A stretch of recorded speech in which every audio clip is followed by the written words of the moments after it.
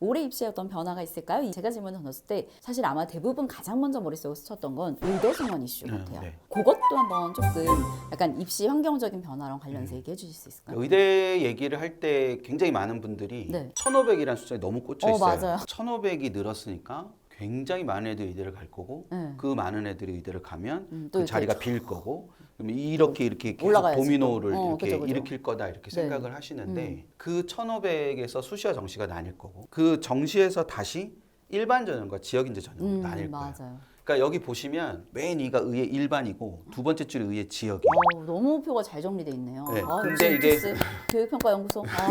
이게 70, 104, 18. 증감을 보면 되는 거죠? 예. 그러면 192명. 그러니까 정시에서 우리 아이들이 1,500이라고 생각하는데 사실은 그게 아니라 192명이라는 예. 이야기신 거죠. 192명.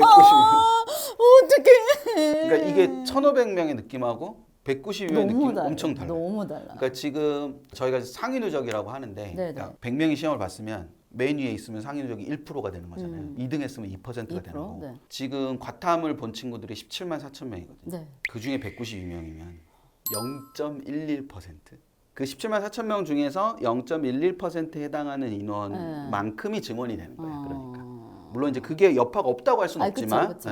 근데 이제 이걸 군별로, 그러니까 민정 선생님도 말씀하시지만 군이 중요하기 때문에 그쵸. 정시는 군으로 따져 보면 그 네. 192명이 한 군에 들어가 있는 게 아니라 네. 또 쪼개지는 거니까. 그죠. 그러니까 저 18명인데 저 밑에 보시면 치의에는 1명 줄었고 약학은 9명이 줄었고 수의에는 3명 줄었고 한의에도 3명 줄었어요. 왜 이렇게 줄었어? 그러니까 이거는 뭐 지역 인재로 넘긴 것도 있고 그다음에 수시로 좀 더 많이 뽑은 것도 있고 뭐 그러다 보니까 그러면 의학계열 전체로 치면 다구는 지역 인재 제외하고 나면 저거 다 합쳐버리면 16이거든요. 근데 18명 늘었으니까 거의 비슷한 거죠, 그러니까. 근데 이제 여기에 이 백사 덩어리가 좀 의미가 있는 거고. 여기 이 치의나 약학을 썼던 애들 104명이 위로 올라가서 붙어버리면 여기가 점수가 조금 떨어질 거고. 그러면 이제 그게 밑으로 이렇게 도미노가 이렇게 쭉 될 수 있는 거죠. 그리고 여기 70명 중에 이제 굉장한 게 하나가 있어요. 성균관대 40명이라고. 성균관대가 10명을 뽑다가 50명을 뽑게 되거든요, 올해부터. 그래서 이게 군을 중심으로 보고 그것이 어떻게 도미노를 일으킬지 그게 꼭 여기만 해당되는 게 아니라 여기서 104명이 더 위로 올라가게 된다는 게 가군에서 영향을 줄 수도 있는 거죠. 맞아요. 저 그 얘기 하려고 그랬어요. 하나다를 조합해서 생각을 해야지. 근데 사실 저 때도 그랬어요. 다구는 약간 좀 버리는 카드.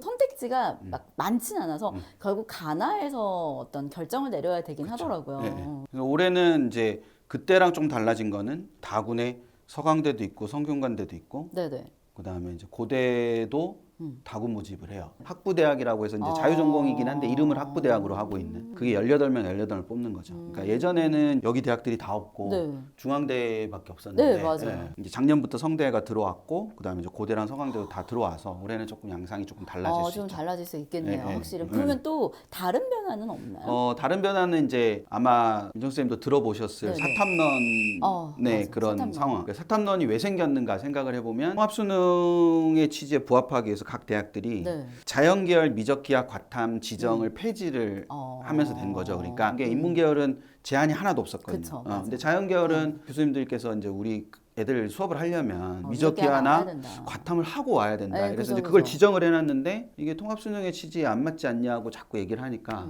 그걸 이제 올해 푸는 거죠. 풀어서 이제 수시적으로는 그래서 수능 체제를 맞출 때 사탐으로 맞춰도 되고 과탐으로 맞춰도 되고 이제 그런 문제가 됐어요. 그래서 애들이 많이 넘어갔죠. 대학들이 정시는 조금 다른 경향을 띠는 거죠. 갑자기 과탐애한테 가산점을 줄 거야. 이렇게 된 거죠. 그리고 반대로 인문계열 애들한테는 사탐 과목에 가산점을 줄 거야. 이렇게 일부 대학은. 그래서 이제 올해 예년과 조금 달라진 게 요렇게 가산점을 반영하는 대학이 이렇게 생긴 거예요. 이게 그리고 이제 내년에도 더 이게 확대가 되거든요. 그러니까 여기 지금 고대가 없는데 내년에는 고대가 들어와요. 그러니까 이런 식으로 이제 이게 좀 더 넓어지게 되는 그런 상황이 된 거죠. 이거는 좀 찍어야 될 것 같아. 찍어? 그러니까 이게 특히 이제 경희대나 서울과기대, 서울시립대, 그다음 저쪽에 연세대, 그리고 중앙대, 한양대리카는 인문계열 사탐 가산점을 주는 거예요. 그러면 미적기하 과탐 애들이 넘어가면 두 과목은 못 받는 거죠. 사탐 2개 한 애들은 그냥 받는 거예요. 근데 여기서 이제 되게 애매해진 게 사탐 하나, 과탐 하나. 그러면 이제 여기가도 밀리고 저기가도 밀리고 뭐 이런 상황이 될 수도 있기 때문에 그러니까 이게 올해 되게 큰 의미를 갖는 변화다라고 볼 수 있는 겁니다. 궁금한 게 네. 저희가 사실 이렇게 막 얘기를 했잖아요. 네. 근데 제가 만약에 학생이면 맞고 난 일단 프로그램 돌려볼게 네. 이렇게 할 네. 것 같거든요. 네. 대부분 어쨌든 프로그램들이 막 네, 사이트별로 있잖아요. 네. 근데 진짜 이투스 프로그램 좋아. 지금 진짜 우리 회사 자부심 되게 가지고 있거든. 이거 진짜 TMI인데 난 청소라고 막내 때부터 여기서 입시를 배웠어. 약간 이런 거가 반영이 다 돼 있는 거죠, 그쵸. 프로그램에. 네, 그러니까 이런 걸 막 설명을 드리면 네. 이때까지 듣고 있는 친구들이 승자이긴 한데 네. 근데 이걸 다 듣고 나면은 이제 혼자 속으로 저걸 내가 다 알아야 된다고? 저걸 어떻게 다 계산해? 막 그죠? 이렇게 한단 네. 말이죠. 다 해줘요. 프로그램 다 해주니까 걱정하지 마요. 프로그램이 다 해주는데 내 점수가 왜 그 모양으로 나오는지는 알아야지.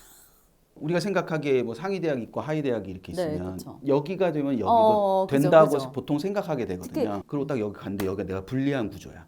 뭐 수학의 반영 비율이 높다든지 아니면은 뭐 탐구 가산점을 준다든지 네, 네. 이런 대학이야. 그러면 네. 나는 여기는 되는데 여기는 안 될 수도 있는 네, 거고. 그렇죠. 그러니까 뭐 단적으로 설명을 하나 이제 아주 상징적으로 드리면 영어 3등급이 네. 격언 같은 말이 있어요. 영어 3등급이 연대는 못 가나 서울대는 갈 수 있다. 왜요? 연대는 영어 3등급을 받으면 자연계는 뭐 한 1등급에 비해서 한 12점 정도 대략 그리고 인문계는 거의 한 14점 이 정도 차이 나요. 서울대는 네.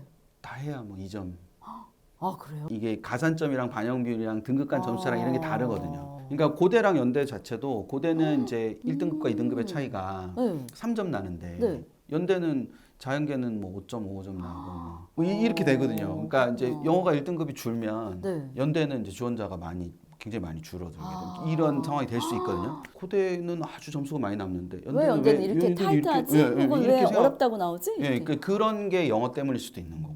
그러니까 그거를 왜 그런지 그러니까 맨날 계속 한 수만 보지 말고 네. 아 이건 포기해야 되겠구나. 내가 아무리 가고 싶지만 어쩔 수 없이. 왜냐하면 가고 싶은 걸 고르는 게 아니라 어쩔 수 없어서 고르는 거기 때문에. 수시 쓰면서도 경험했겠지만 될 것 같아서가 아니라 이것밖에 할 수 있는 게 없어서.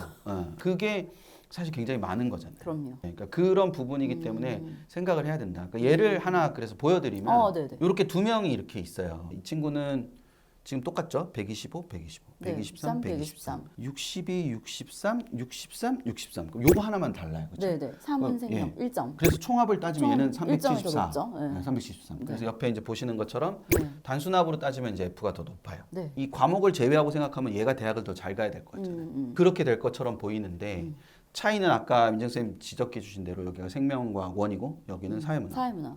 두 친구가 똑같이 동대를 지원을 검토하고 있다. 동국대를. E, F 친구 네. 두 명이 동국대를 지원했어. 환산 점수를 뽑아온 거죠. 네. 근데 산업시스템공학과 같은 학교는 F가 이기는 게 맞아요.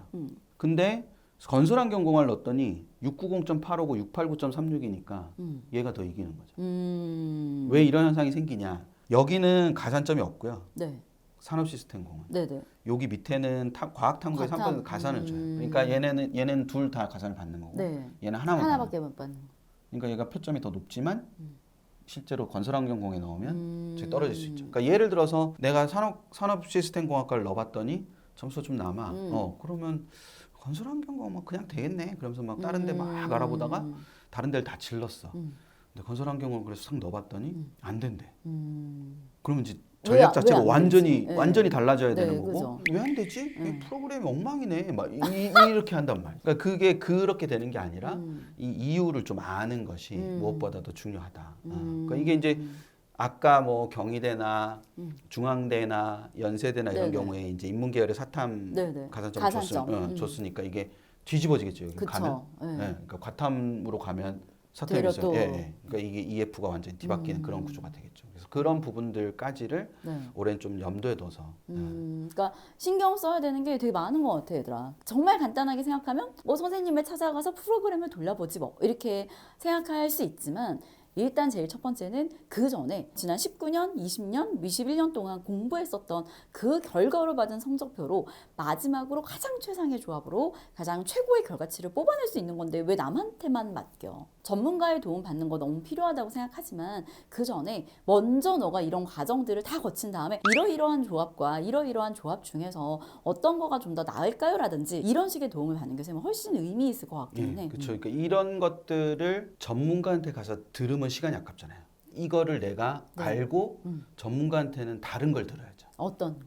여기가 반영 비율이 이렇게 바뀌었는데 네. 선생님의 예상은 어떠세요? 이런 걸 들어야 되는데 이런 조사가 안 돼 있는 상태에서 가면은 네. 올해 반영 비율이 바뀌어서 변동이 클 거예요. 시간이 다 됐어요. 안녕. 이렇게 되는 거죠. 컨설팅을 받더라도 네. 자기가 알고 있는 상태에서 컨설팅을 받으면 그만큼 맞아요. 얻을 수 있는 얻는 게 게 많은 건데 그럼요. 알아서 해주세요 이러면 그러면 이제 설명만 듣고 네. 집에 와서 듣긴 들었는데 네. 뭐 이렇게 되는 거예요. 그래서 앞에 있는 전문가의 말을 믿을 건지 말 건지를 결정하기 위해서 그럼요. 이런 걸 알아야 되는 거죠. 그럼요. 그런 그리고 나의 점수, 그리고 앞으로 내가 4년 혹은 뭐 그 이상 다니게 될 그 대학을 위해서 선생님 이런 시간을 가지는 게 굉장히 의미 있다고 생각해. 혹시 마지막으로 애들한테 해주시고 싶은 거 있으실까요? 네. 제가 이런 일을 하면서 얘기하는 게 맞는지 모르겠지만 대학을 어디를 가느냐가 중요한 게 아니고 네. 대학을 가는 게 중요한 것 같아요. 저는 아직은 우리 사회에서 고등학교 과정에서의 성공이 대학을 가는 거고 네. 대학을 못 가는 게 실패이기 때문에 사실은 대학을 가는 거라고 생각을 하거든요. 친구들이 대학을 졸업할 때쯤 되면 어느 대학을 나왔냐가 의미가 없을 수도 있어요. 맞아요. 네, 그렇기 때문에 아까 처음에 말씀드렸던 것처럼 똑같은 대학을 갔지만 어떤 친구는 성공이라고 생각하고 어떤 친구는 실패라고 생각을 하는데 이 성공이라고 생각하는 친구는 다음번 도전할 때 또 성공하겠지 뭐 이렇게 시작해서 성공하는 거고 실패한 친구들은 또 실패하면 어떡하지 해서 실패하는 거거든요. 그러니까 그 대학을 나왔기 때문에 성공하거나 실패하는 게 아니라 그 대학을 간 게 성공이거나 실패이기 때문에 그런 거니까. 나의 성공 경험이 또 다른 성공을 부른다. 그렇죠. 예. 그러니까 그런 거기 때문에 자기가 어떤 대학을 고르든 그 대학을 가는 게 자기의 입시의 성공이라는 인식을 맞아요. 가졌으면 좋겠다. 사실 이게 TMI인데 제가 서울대를 썼다가 떨어졌거든요. 네. 그리고 제가 고대를 저희 과에서 가장 마지막으로 합격을 했어요. 근데 저는 4년 내내 뿌듯했어요. 내 점수 남김없이 탈탈탈 떨어서 아주 잘 썼다. 이런 생각을 4년 내내 하면서 다녔거든요. 약간 말씀하셨던 게 저한테도 적용이 되는 것 같아요. 그게 이제 그 뒤에 뭘 하는 데 있어서 맞아요. 되게 중요한 역할을 하죠. 그 네. 어차피 다 과정이니까. 네. 그렇게 생각을 하고 준비를 했으면 좋겠습니다. 그럼 얘들아 진짜 선생님 바쁘신데 사실 이런 정말 귀한 정보와 귀한 자료들을 아낌없이 또 설명해 주셔서 진짜 감사합니다. 얘들아 먼저 잘 정리해서 잘 쓰고 이런 성공 경험이 결국에 나의 자존감을 높이는 거기도 하잖아. 그래서 그런데 선생님이 아주 조금이나마 도움이 될 수 있었으면 좋겠네. 너무 고생했어. 안녕. 구독, 좋아요, 알림 설정. 얘들아 댓글까지 부탁해.